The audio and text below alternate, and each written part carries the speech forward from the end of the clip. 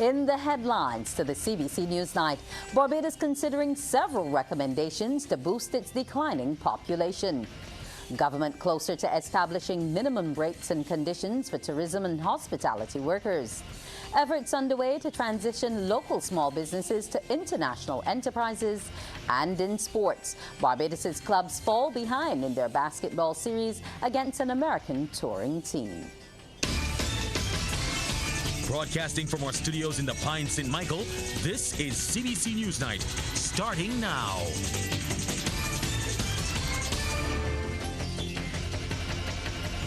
Good evening and welcome to the CBC NewsNight. With the details, I'm Wendy Burke.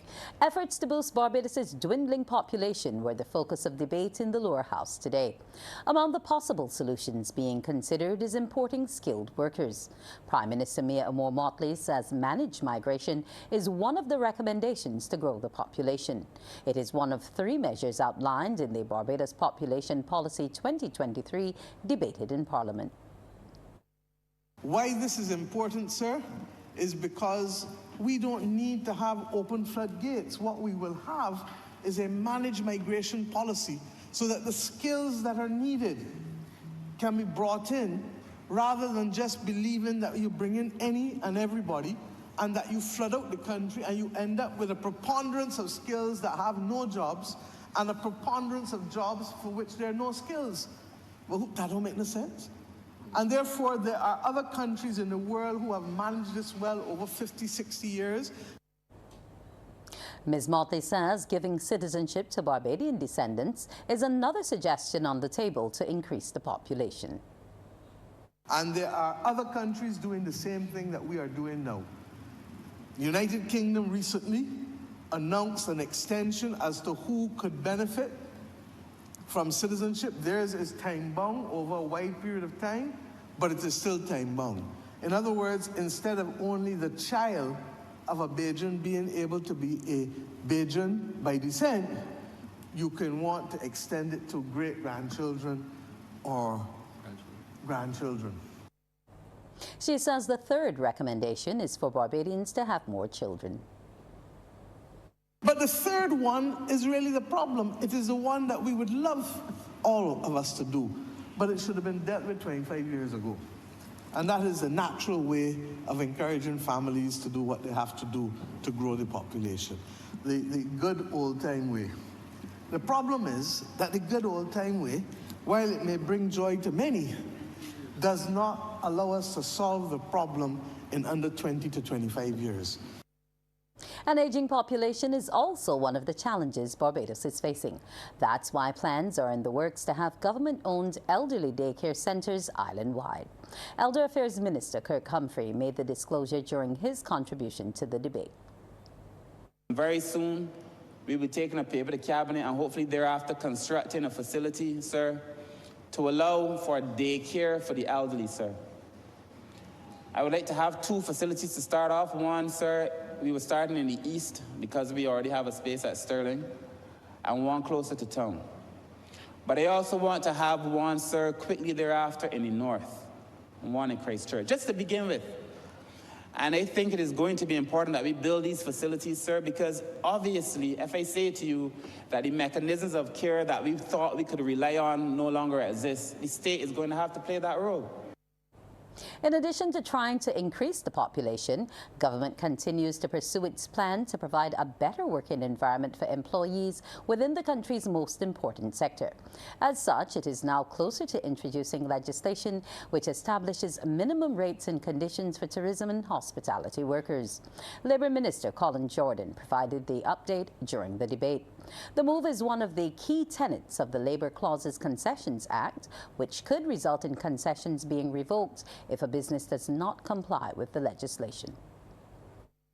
The Chief Labour Officer has advised that she has completed her consultations, and very soon I will return to this Honourable Chamber to establish minimum rates of pay and conditions of work for those who are employed in the tourism accommodation sector. This will be done pursuant to a bill that is now an act that we passed in this Honourable Chamber, the Labour Clauses Concessions Act. Barbados has expressed its solidarity with the United States as Prime Minister Mayor Amor Motley joined the international chorus in condemning last weekend's assassination attempt on former President Donald Trump. Prime Minister Motley in a statement says she has written both President Joe Biden and former President Trump expressing solidarity in the fight against violence. A letter was dispatched to the Republican Party's presidential candidate on Sunday. Ms. Motley in the letter told the U.S. that Barbados stands firm against any kind of violence which threatens democracy. A government-led initiative dubbed Scale Up Barbados will soon hit the market. Minister of Energy and Business Development, Senator Lisa Cummins, says her ministry is working on rolling out the plan, which is designed to take businesses from small local operations to international enterprises. Senator Cummins made the announcement while addressing the opening of the Barbados Coalition of Service Industries' first Council of Leaders meeting this morning.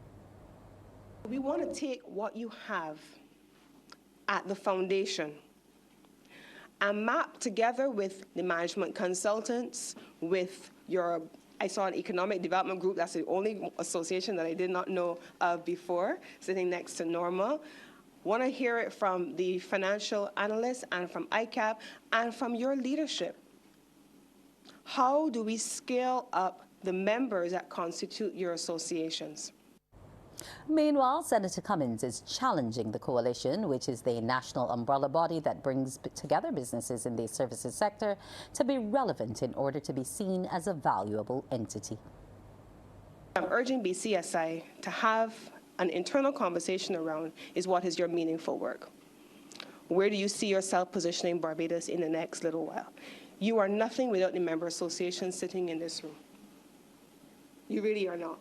So if you're not having fora like this, where you bring your members together and you're not talking about what matters to them, hearing from them what matters to them, and if you're not coming to tell me what matters to the country, you're wasting time. The Barbados Revenue Authority says financial institutions asking customers for their taxpayer identification numbers, TINs, is a legitimate request. The authority's manager of communications and PR, Carolyn Williams-Gale, says the collection of TINs is not an obligation isolated to a particular commercial bank, but is rather a compliance requirement of all financial institutions operating in Barbados. She is issuing the reminder against the backdrop of some unease around a recent request by a financial institution for TINs from its customers. As a tax agency, we are committed to ensuring compliance with international standards and promoting transparency within our financial system.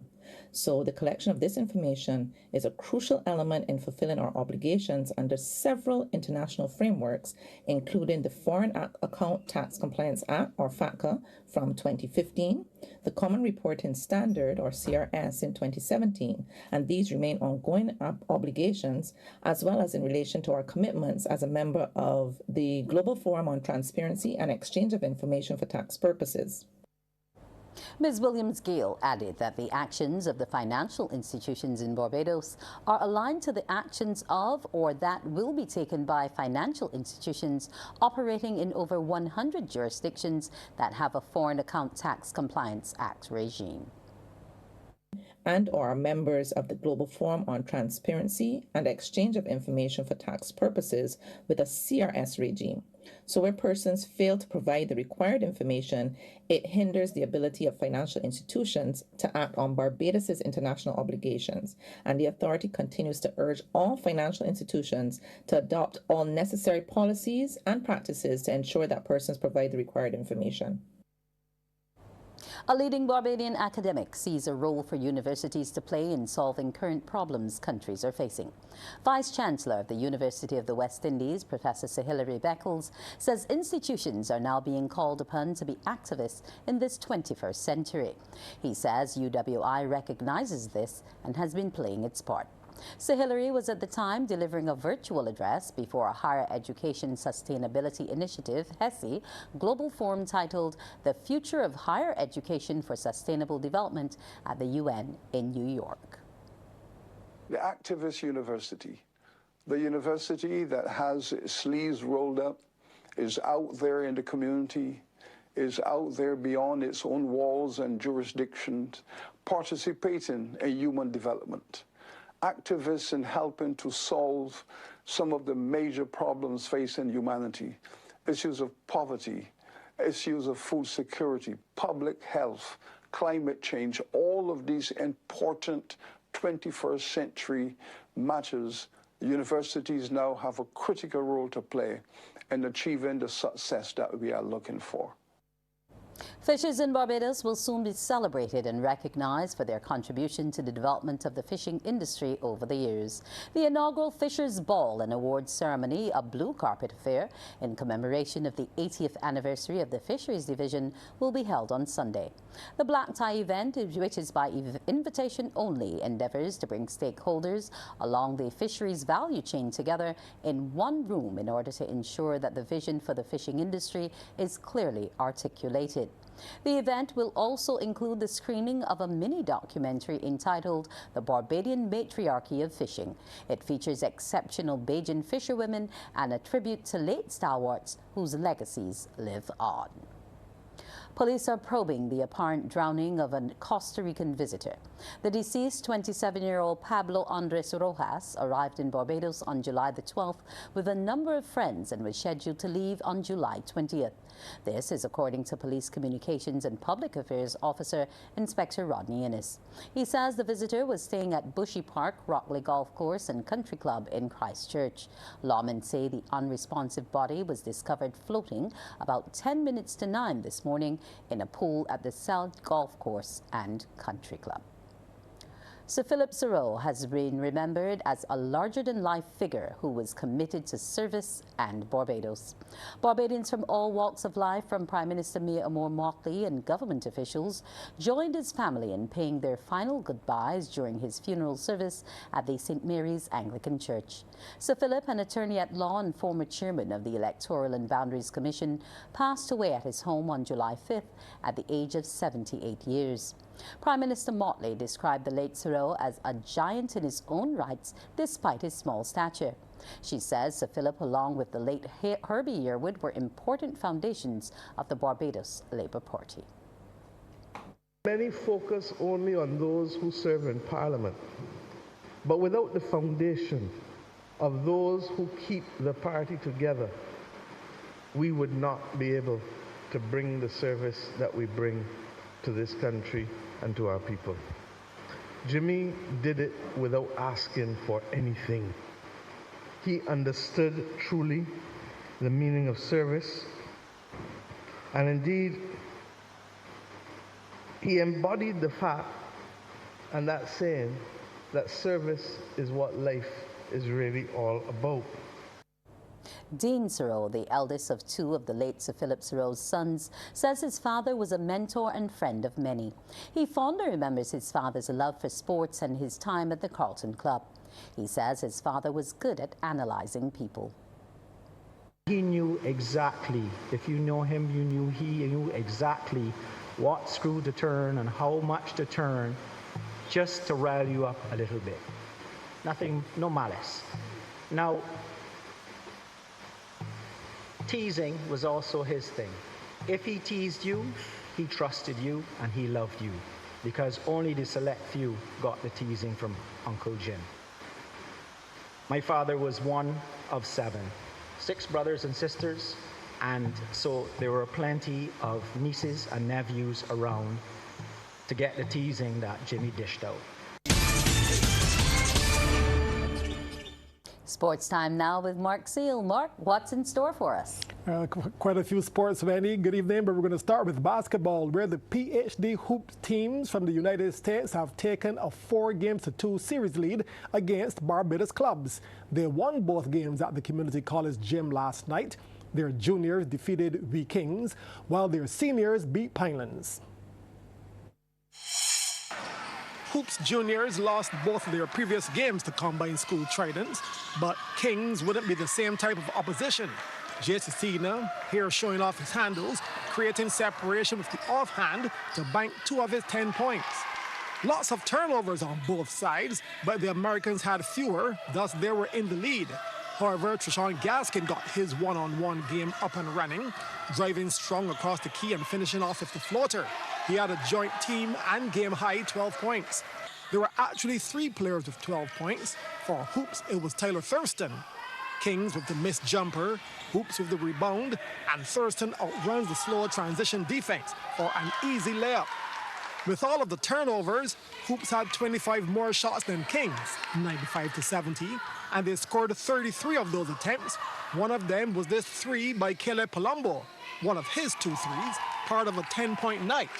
Now, I told you about 3 players with 12 points. Here's the other, Shamar Chambers of Kings, getting the runner to drop. Hoops led 46-29 at the half, and that 15-point deficit ballooned to 23 by the close.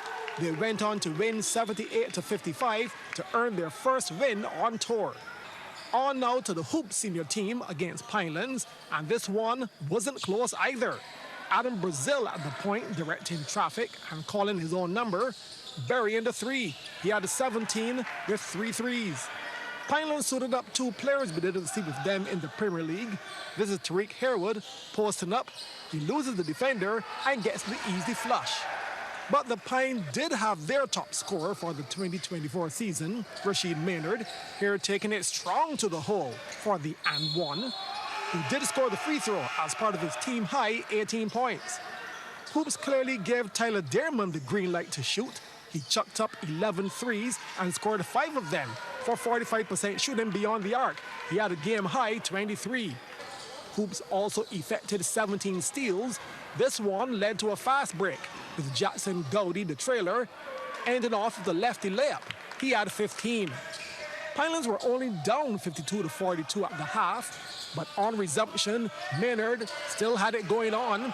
This was one of his 5 steals that ended in another and 1. But it was the second half that the Pine lost touch of the game, being outscored 42-27. The final deficit was by 25 points, as Hoops were victorious 94-69.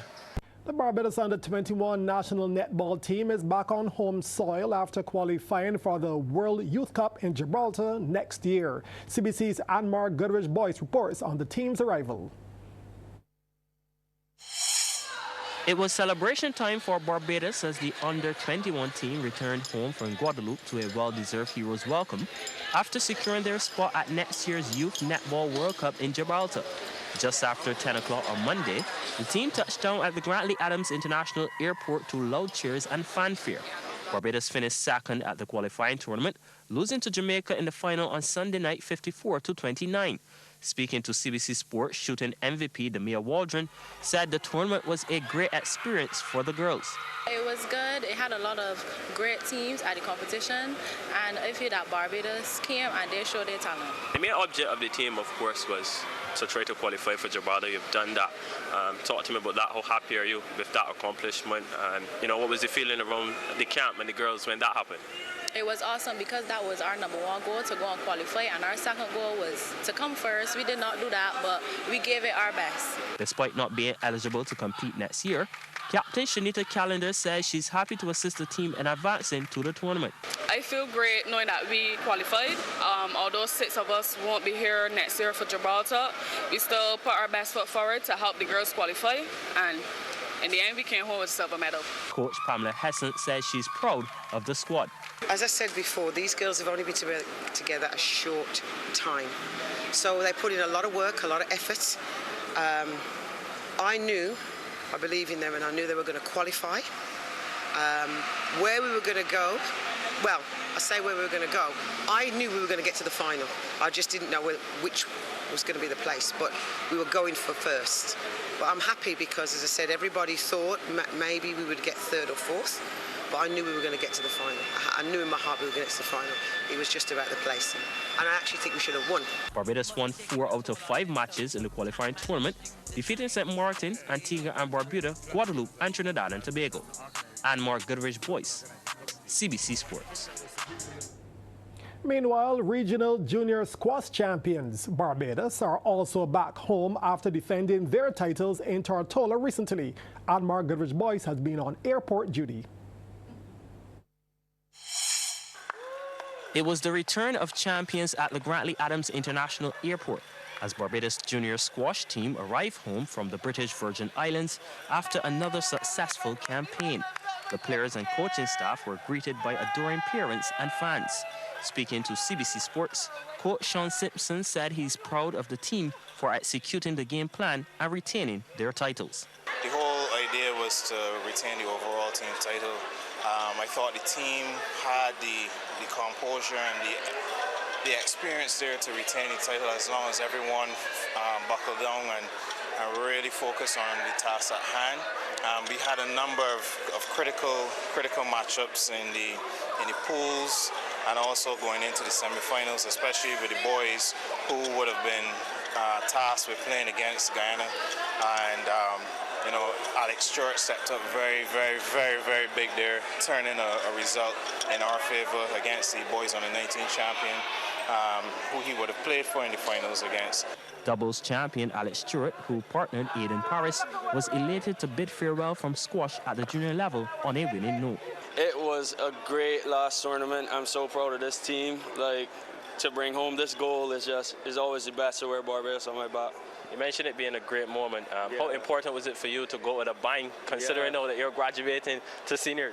Yeah, it was major. You know, we would have had last year, we would have had our two top boys who would have went out and one alongside me. They were both in the same division this year.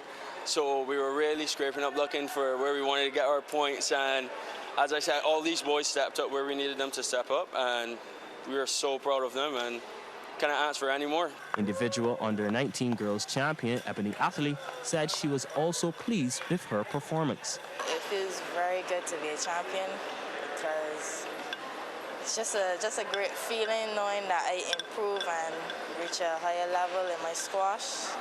And yeah, that's it. How was the preparation for this tournament for you? Was it long training, a lot of hours you had to put in? Talk to me about that. Yeah, it was a lot of hours, a lot of training, hard work, physically, mentally, but I'm happy with the outcome. Barbados topped the standings at the Junior Squash Championships with 34 points. Anmar Goodrich Boyce, CBC Sports. In tonight's business, creating well-rounded individuals is the thinking behind the Experience Enterprises Summer Camp. It is a national initiative organized by the Youth Entrepreneurship Scheme. Program officials tell the Yes Business Report a diverse program awaits the nearly 700 persons who have registered. Trevor Thorpe reports. The program will start in a matter of days, and Youth Enterprise Officer Claire Innes says the targeted age group is to catch them young. We are excited to speak about Experience Enterprise Summer Camp. We know that this is going to be targeting young persons, teenagers specifically, between the ages of 13 and 17 years of age. We are going to be introducing them to everything to do with entrepreneurship, and it is expected to run from July 22nd to August 23rd. Networking and team building are two key aspects of the program. Camp Director Celia Collymore tells the Yes Business Report it is an all-encompassing initiative. I am really excited to be able to connect with those young persons between the ages of 13 and 17. As a former Yes client as well and a facilitator, it's an opportunity for young persons to really learn a lot about entrepreneurship as well as personal development and business management. We're going to have a number of business tours as well as team building and fun days. So entrepreneurs not only get to learn about entrepreneurship, but they get to build relationships. They get to connect with other young persons throughout Barbados. We have a number of students from a wide cross-section of schools throughout Barbados. So schools from the north, the east, the south, and the west. So we're really excited to have these young persons connect with us, learn about entrepreneurship, learn about Youth Entrepreneurship Scheme, and really develop themselves as well-rounded students and well-rounded entrepreneurs.